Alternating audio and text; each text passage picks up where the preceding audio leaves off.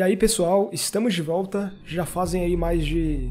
A última vez que eu fiz um podcast foi sobre as teorias de Mr. Robot, então foi em 2019, cara. Faz tempo, hein? Faz bastante tempo. Mas estamos de volta aí. Hoje vamos falar sobre o primeiro episódio da 4ª temporada de Westworld. Mas primeiro, esse podcast está sendo exibido no Spotify, no Anchor, no Apple Podcast, no Google Podcast, dentre outros aí, nas principais plataformas de áudio. E posteriormente dessas plataformas ele vai ser lançado no YouTube, ok?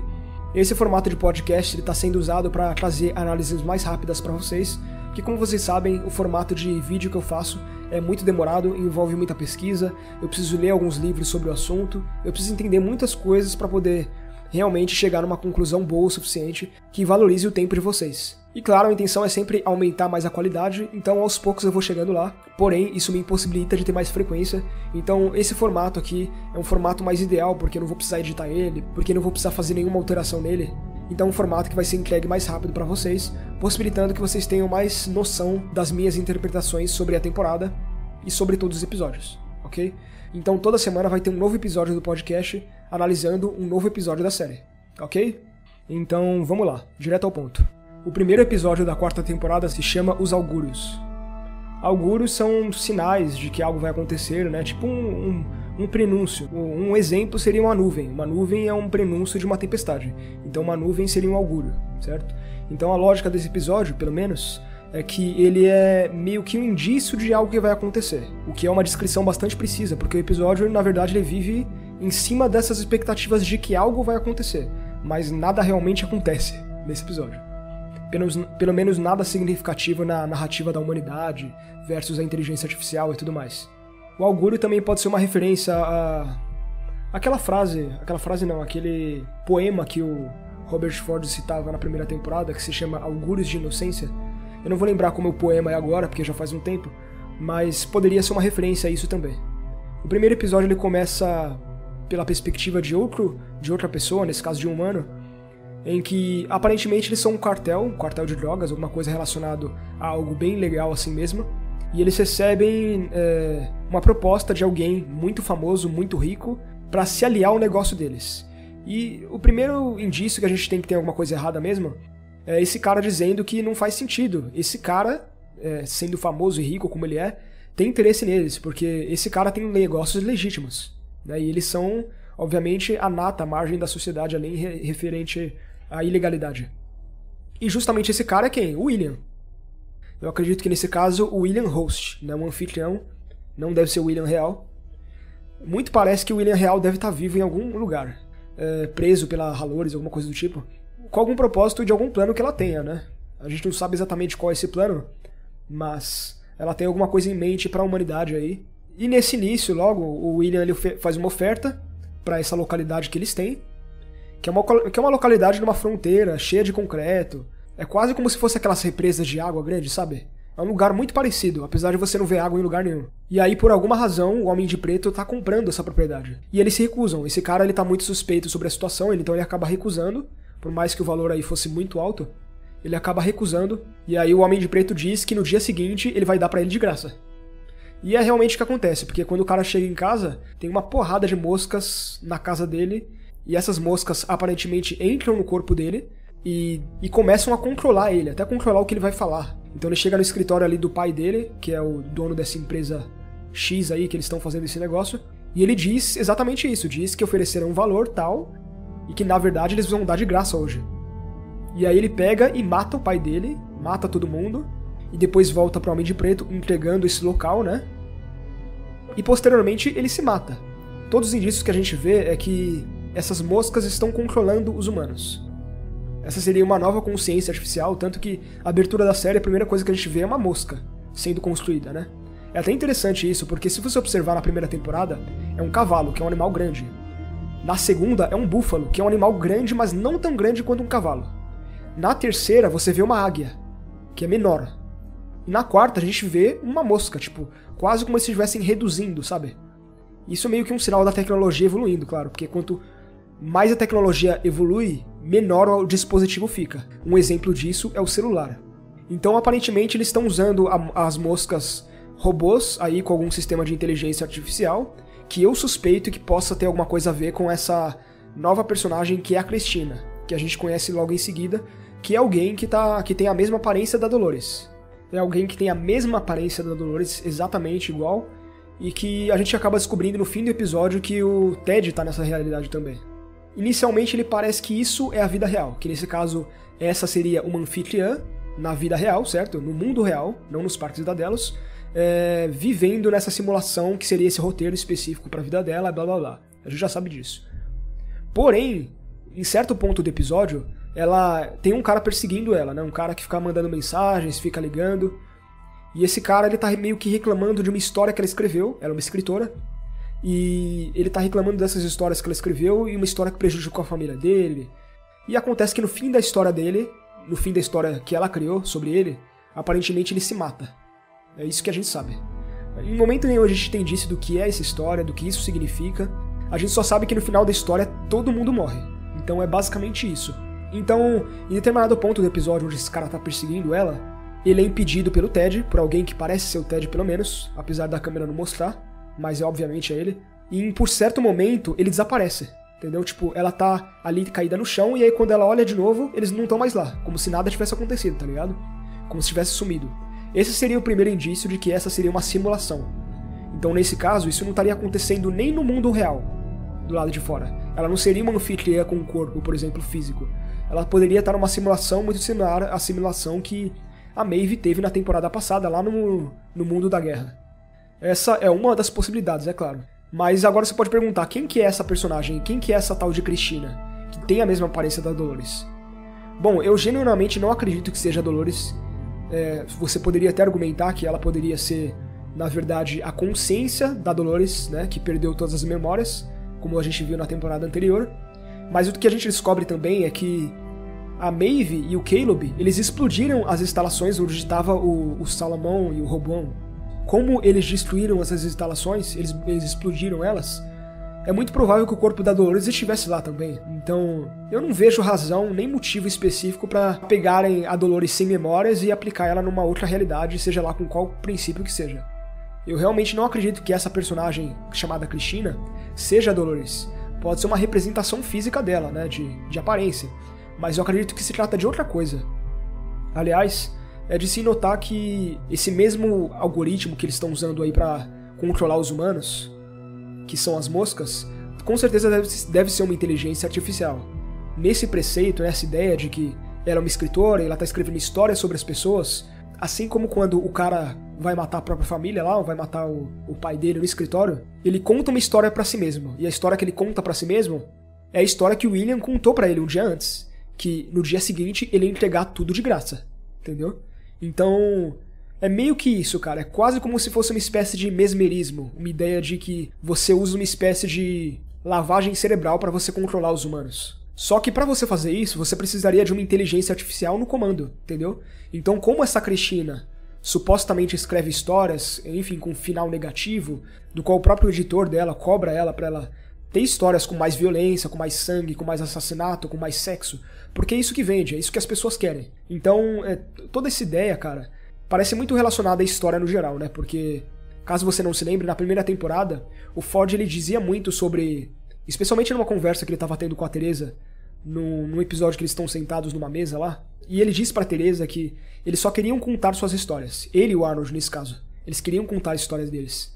Eles são roteiristas, né? Eles querendo ou não, eles têm a narrativa que eles queriam pros personagens, pra Dolores, pra não sei o que e tal. E claro que quando o William chegou com o pessoal da Delos, né? Os homens do dinheiro, como o Ford descreve, eles traziam a ideia de que tinha que haver mais sangue, tinha que haver mais assassinato, porque é o que as pessoas querem. Elas querem sangue, elas querem assassinato. Aquela ideia da Odisseia do Rio Vermelho, né? Que é onde o Sizemore diz que ele só tá trazendo o que as pessoas querem. E de fato ele tem razão. E o mesmo acontece nesse caso, onde a Cristina, ela quer escrever suas histórias, nesse caso nesse jogo que eles estão criando, né? Aparentemente ela cria jogos. Então, ela cria algumas histórias para esses jogos, só que ela é mais interessada nos coadjuvantes. Ela é mais interessada naqueles personagens não jogáveis, nos personagens que são programados para só interagir com o personagem que tá jogando. Porque é basicamente isso que o entretenimento é. A luta entre os criadores que querem contar suas histórias e as empresas que querem o lucro. Só que no fim das contas, o que sempre é mais interessante é o lucro, né? Isso é uma coisa que a própria amiga lá da Cristina, quando elas estão indo pra aquele restaurante pra encontrar com um possível companheiro pra ela mesmo fala na rua, lá quando elas estão andando, que as pessoas elas não estão interessadas no que é real, no que é verdadeiro. Elas querem o que é falso, o que é superficial. O mundo relata isso. Então a série ela continua mantendo aquela ideia que ela tinha antes sobre ser uma crítica às coisas que as pessoas consomem e por que elas consomem, mas ao mesmo tempo ela é essas coisas que ela consome, né? Nesse caso a narrativa em si, a série em si, ela continua sendo isso. Tanto que nesse episódio a Maeve, ela literalmente mata um cara de machadada na cara, arranca a cabeça dele, abre a cabeça dele e se conecta, né, para poder acessar as memórias dele. Então a série ao mesmo tempo que ela tenta criticar isso, ela ao mesmo tempo é isso. É quase como se ela estivesse se justificando.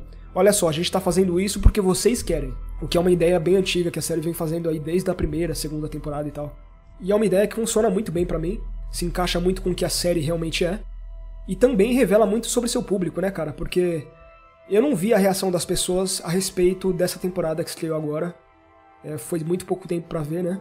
Eu mesmo meio que assisti e já vim fazer esse podcast aqui pra vocês.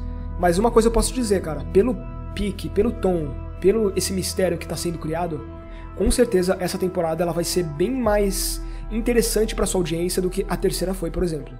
Porque se você observar, a terceira temporada, ela é a que tem menos reviravoltas, a que tem menos plot twists, né?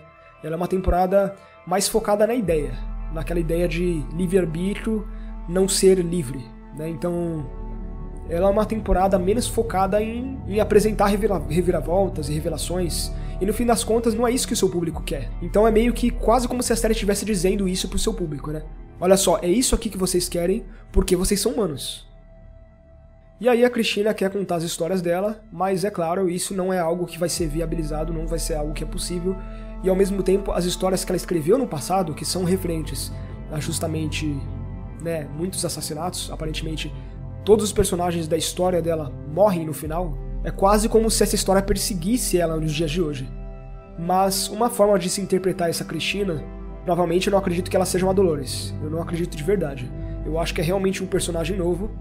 Eu acho que é uma inteligência artificial sendo testada, né? Que é aquela ideia de machine learning, que você precisa de uma inteligência sendo testada por outra inteligência artificial. Você lembra que no final da temporada, na cena pós-créditos da temporada anterior, você viu a Charlotte construindo ali, num dos porões da Delos, uma dezena de anfitriões. Então, ela está construindo uma dezena de anfitriões. Você tem que partir do pressuposto de que esses anfitriões eles precisam chegar à consciência. Eles precisam chegar ao centro do labirinto deles para se tornarem seres conscientes. Então, provavelmente, todos esses anfitriões construídos pela Charlotte, nesse caso aí pela Halores, né, claro, eles estão ainda num processo antes da pirâmide da consciência, né, que a pirâmide da consciência é memória, improvisação e auto-interesse. É esses os 3 pilares que o Arnold construiu, entendeu? Essa é a pirâmide da consciência. E aí o 4º pilar é a mente bicameral, entendeu? Então, pelo que a gente vê da Cristina, ela ainda tem essas memórias dela, ok? Isso meio que persegue ela, aparentemente. A improvisação ela não chegou a fazer durante esse episódio ainda, e posteriormente viria o auto-interesse, para depois ela alcançar a mente bicameral. Essa é a lógica que o Arnold criou para suas criações. Então eu acredito que, na verdade, isso pode ser muito bem um experimento que a Halores está jogando no mundo real, né? Ela está criando anfitriões, jogando ele na realidade, jogando esses anfitriões na realidade, e usando outros anfitriões para fazer com que eles cheguem na consciência. Nesse caso, alguém que está tentando lembrar essa Cristina a respeito do labirinto é o Ted. Ao mesmo tempo, tudo isso pode ser só um jogo de computador, né? Pode ser, nesse caso, um algoritmo, isso seria uma simulação de computador, e dentro dessa simulação o Ted é como se fosse o Arnold, certo? Ele é aquele indivíduo que está ali para lembrar essa pessoa quem ela realmente é, e para essa pessoa começar a ouvir sua própria voz, que nesse caso seria a consciência, que foi assim que a Dolores alcançou a consciência na primeira temporada, né? Ela teve que ouvir a voz de Arnold para depois começar a ouvir sua voz, aquela ideia de monólogo interno, que você implanta um monólogo interno no anfitrião, e aí ele começa a ouvir esse monólogo interno como se fosse uma consciência. Eventualmente ele vai se tocar que aquele monólogo interno não é uma pessoa, não é o Arnold, mas é ele mesmo, entendeu? É a consciência dele falando com ele mesmo. Então, chegando nesse ponto, se isso for uma simulação de computador, o Ted que a gente vê, ele provavelmente é alguma coisa do sistema, ele seria esse monólogo interno, para meio que fazer com que a Cristina chegue na pirâmide da consciência. Agora, se isso está sendo rodado na vida real, nesse caso ela é uma anfitriã que tem um corpo de uma anfitriã, nesse caso um corpo físico, e está realmente no mundo real, fora do Parque da Delos, ou fora de um computador, fora de uma simulação, pode haver outro propósito para a narrativa dela, não está muito claro exatamente. O meu palpite é que é uma simulação e que possivelmente ela poderia muito bem ser a consciência artificial que molda os humanos e controla eles. Que seria as moscas, né? Então ela seria a consciência artificial das moscas que está sendo moldada para contar histórias para humanos e para controlar eles, tá ligado? Então, o fato do cara se matar ali por uma história que ela escreveu, meio que seria um indício disso. Nessa simulação, isso é como ela processaria a vida real, por exemplo. Só que essa possibilidade a respeito dos anfitriões, né, que a Halores está criando, ela é bem possível, porque a gente tá no mesmo limiar da primeira temporada. Aquela ideia de que você tem pessoas, robôs, né, anfitriões, que eles não têm consciência ainda. Então como você desperta a consciência neles, entendeu?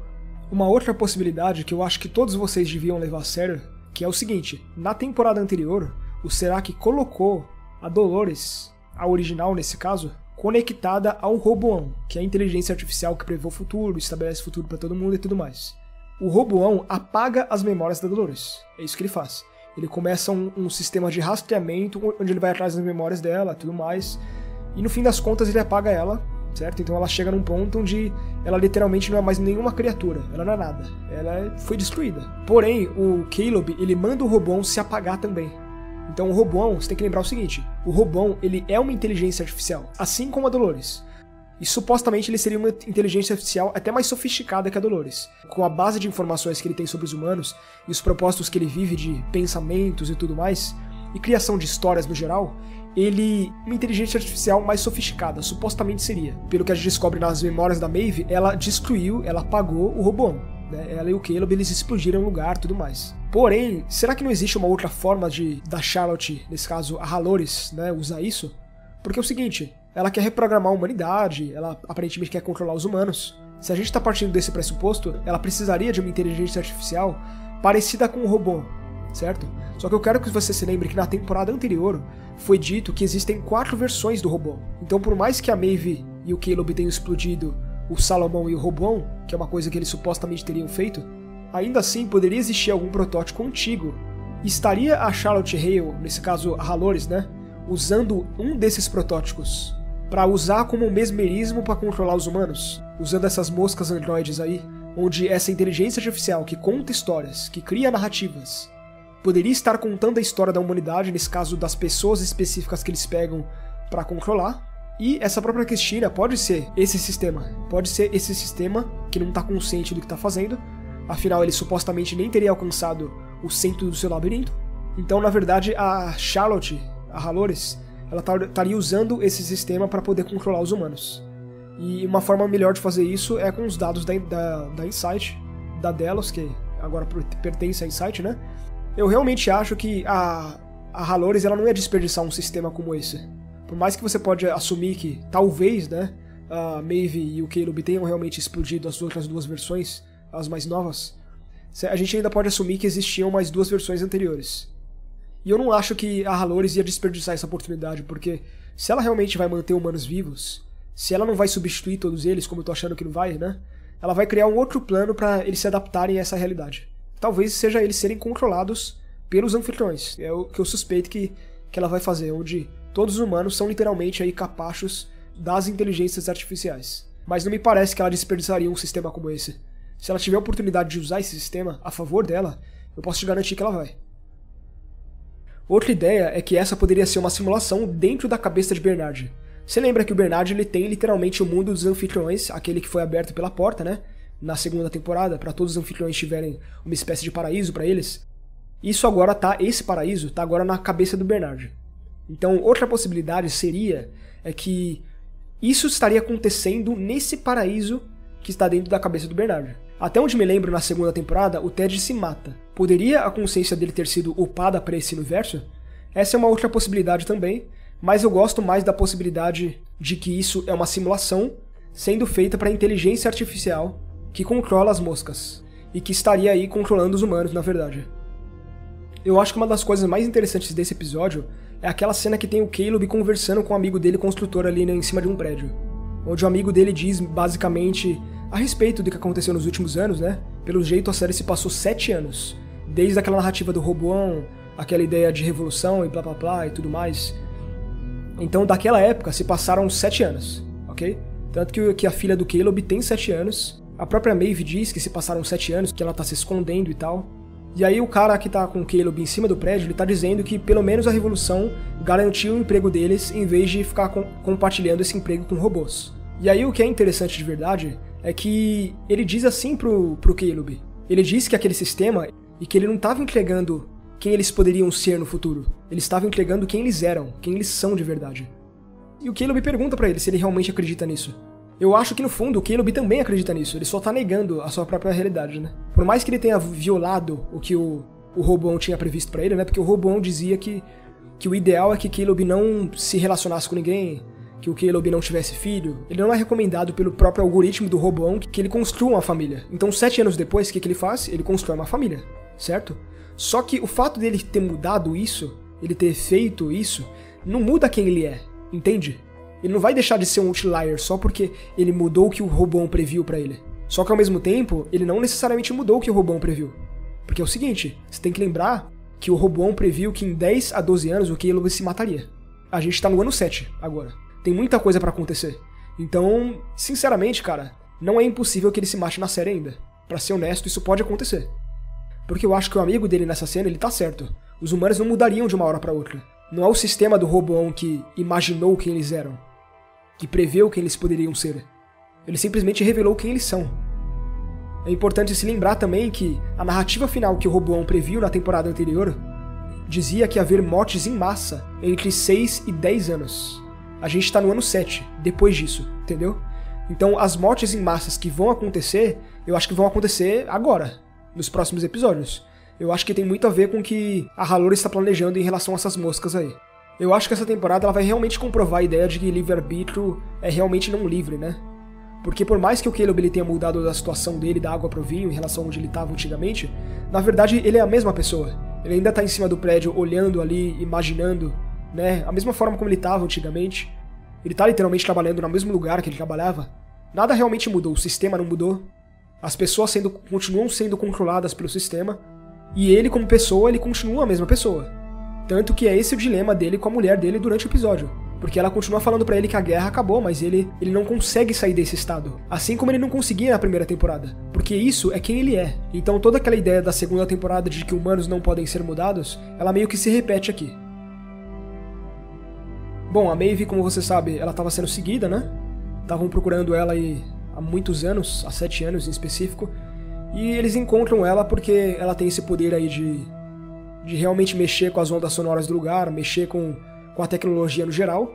E assim como ela fez essa meditação que ela geralmente faz pra rever seu passado, pra talvez descobrir onde alguém está, eles conseguiram identificar onde ela tá. E aí eles foram até ela, todo mundo morreu, porque essa é a mesma lógica que eu disse no vídeo anterior sobre a Maeve ser a gazela do mundo, né? A gazela que tá solta no mundo, onde ela é constantemente subestimada, mas ela sempre escapa porque ela foi feita pra isso. Lembrando que a Maeve, ela é a favorita do Forge, tá?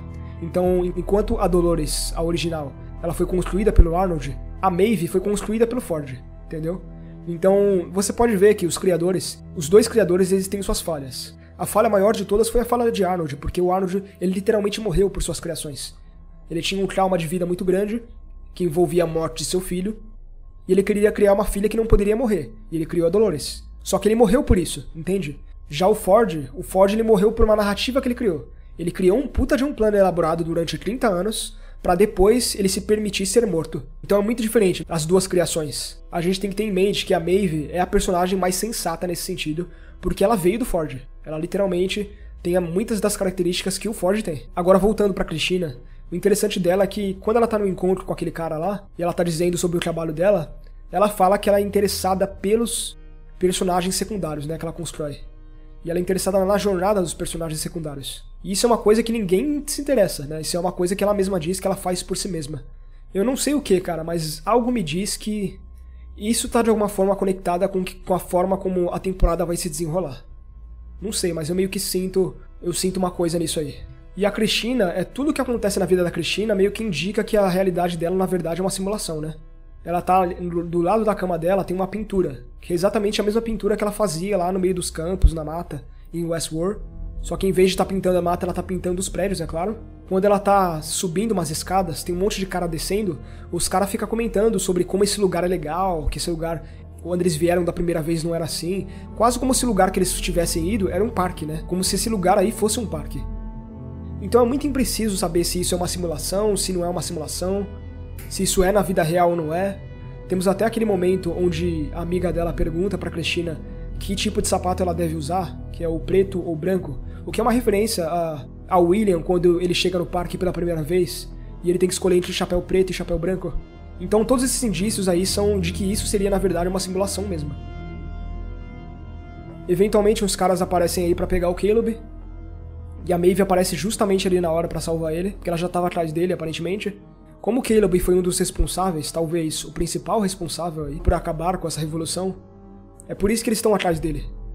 E aí ele parte numa jornada com a Maeve em busca aí de respostas sobre o que está acontecendo.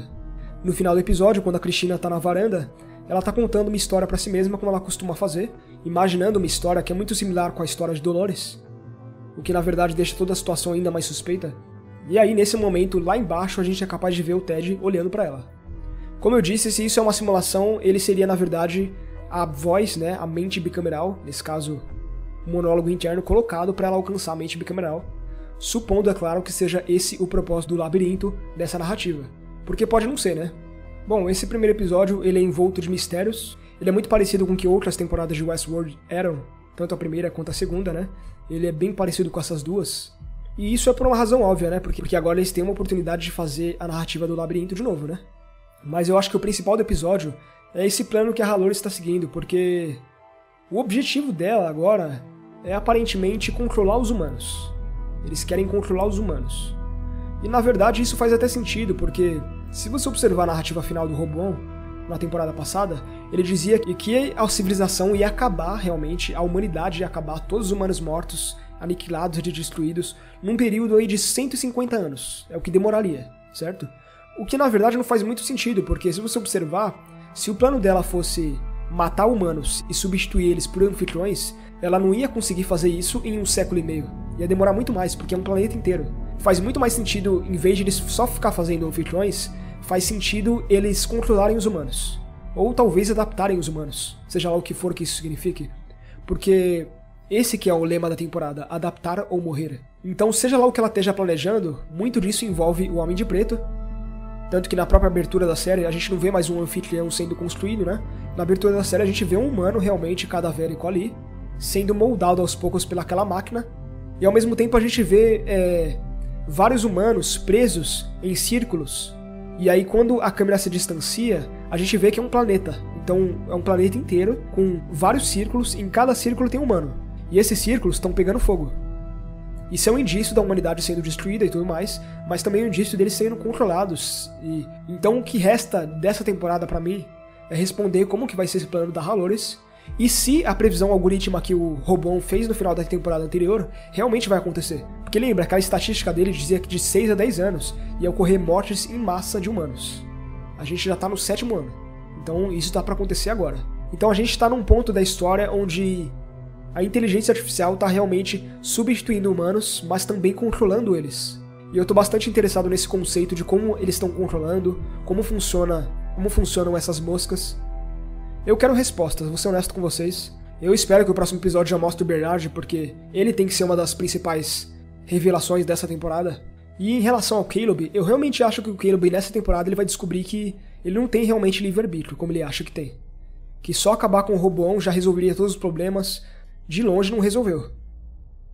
Bom, não é surpresa que a terceira temporada meio que afastou muitos fãs da série, pela ausência de mistérios, pela ausência de plot twists, como eu disse. Foi uma temporada muito mais focada no tema do que realmente em personagens ou desenvolvimento de alguma coisa. Eles foram mais focados no desenvolvimento do tema. E isso é uma coisa que incomodou muita gente, obviamente, porque é como a própria Cristina descobre, né? Não é isso que humanos estão interessados. Eles estão interessados em outras coisas. Então vamos ver como a série vai suprir essas outras coisas, como ela vai trazer novas ideias através desses episódios aí. Tô bastante curioso. Mas antes de ir embora, eu vou deixar para vocês uma frase do Ford que eu lembro de cabeça até hoje. Quando queimaram a grande biblioteca, os primeiros 10.000 anos de história foram reduzidos a cinzas. Mas essas histórias nunca morreram de verdade. Se tornaram a história do incêndio em si, do impulso dos humanos de pegar algo belo e riscar o fósforo. Bom, por hoje é isso e a gente se vê na semana que vem.